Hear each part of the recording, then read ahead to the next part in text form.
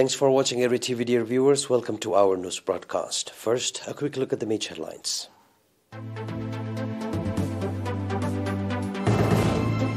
YPF-DJ in Europe holds its 16th meeting.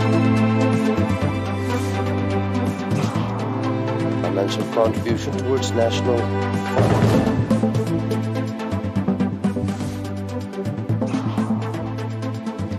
US and South Korea urge discussions with North Korea after missile test.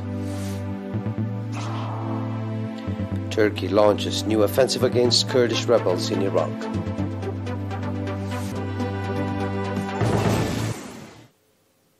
YPF-DJ in Europe held its 16th conference from 14 to 18 April in Rome under the theme Pan-African Liberation and Purposeful Leadership.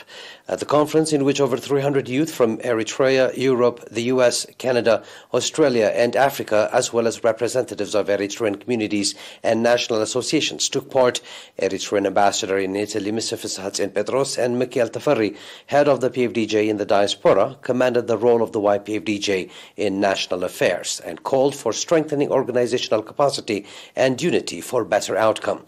In his virtual message, Mr. Yaman Gabrab, head of political affairs at the PFDJ, explained the timely indicatives and objectives for conducting effective resilience programs.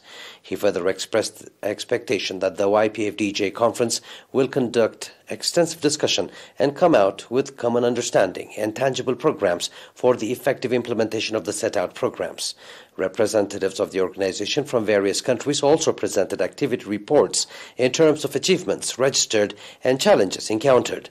At the conference, research papers were presented focusing on Pan-African liberation and role of YPF-DJ, diplomatic activities in the African Union and role of the YPF-DJ, understanding the Horn of Africa and ensuring peace, combating hegemonism and defamation, role of generations in nation building, as well as heritage of the ancient Adulis and Eritrea.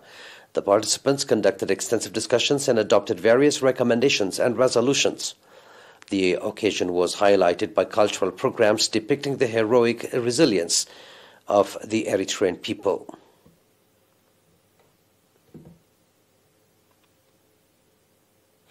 Eritrean nationals in various countries extended financial contribution in support of families of martyrs and to augment the National Trust Fund to curb the spread of COVID-19 pandemic. According to reports, nationals in Uganda contributed $115,000 to augment the National Trust Fund to combat COVID-19 pandemic. The Eritrean embassy in Uganda indicated that previously nationals in Uganda had contributed $327,137 towards the cause. Nationals in various countries called Eritrean Unity Worldwide, EPLF Paltalk Room, also contributed $29,000 in support of families of martyrs, according to the Ministry of Labor and Social Welfare. Delivery service and pre- and post-natal treatment in Sarajaga healthcare, that was 78% last year, has increased by 9% in 2022. Sister Militetsaga Gabramariam, head of the health center, said that the achievement so far registered is the result of the sensitization campaigns carried out in the subzone, indicating that maternity and child vaccination coverage is registering encouraging results. Ms. Sara Gabrakidan, public health expert, called on the public to take advantage of the opportunity. Ms. Sara also said that X-ray service is being provided to residents of the administrative areas of Sarajaga, Badarho and Zagar. There are 7 health stations in Sarajaga subzone that are providing health services to about 53,000 people. Those are domestic news. Please stay tuned for the international.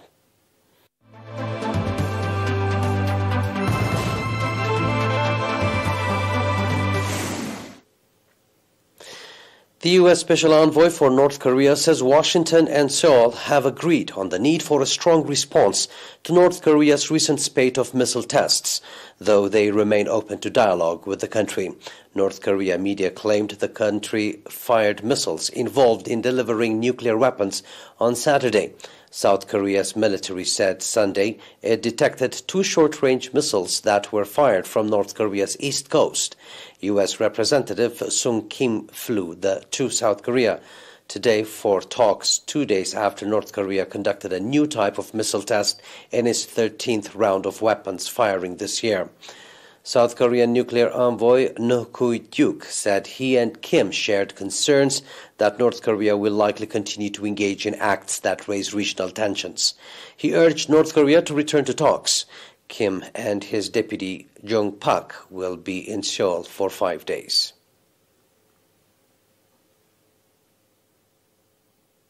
Ankara says the air and ground operation, which started Sunday night, is targeting PKK fighters in northern Iraq.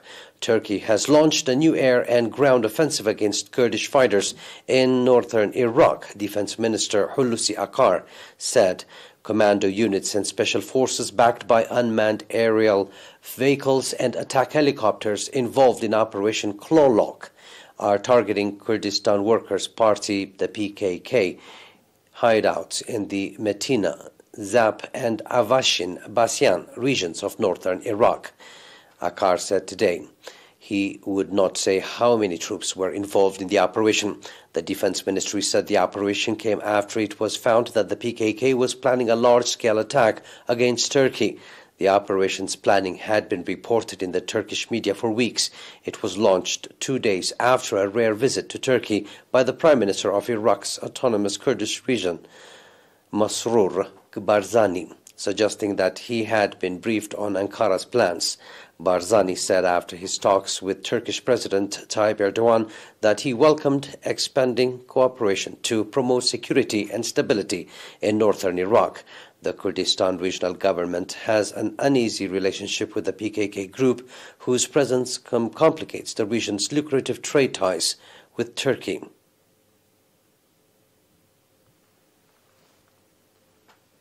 Please stay tuned for a recap of tonight's headlines.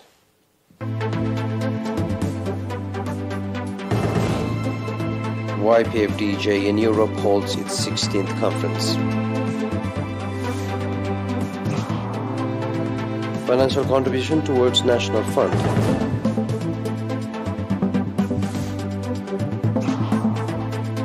US and South Korea urge discussions with North Korea after missile test.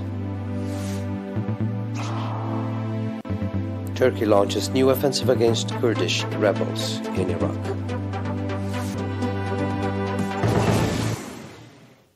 And that was our news. Thank you for being with us.